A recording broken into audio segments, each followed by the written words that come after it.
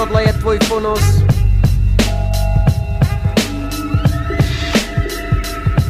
Nestal se mi tenhle příběh, stejně ti ho povím. Jsem sám doma a u krbu si hovím. Pozoruju plameny, jak se odrážejí na stěny, praskající dřevo a rozpálený kamení.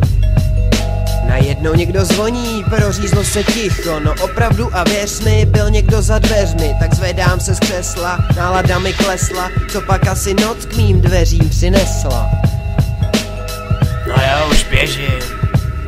Tak beru za kliku a pouštím je dál. Partičku lidí v maskách, skoro jsem je nepoznal. Jsou to přece kámoši a jdou dál, přestože jsem je vlastně vůbec nepozval. Čau kámo, dlouho jsme se neviděli.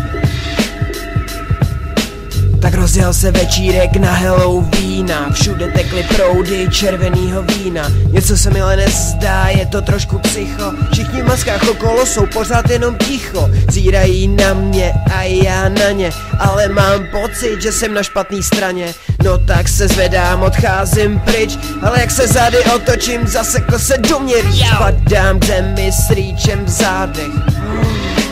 Tohle byl můj poslední výdech a nádech. Najednou se probudím a pořád sedím u krbu. Co se to zase stálo? Na hlavě se podrebu, jen se mi to zdálo a tomu nikdo nevěří. Najednou fakt někdo do dveří udeří.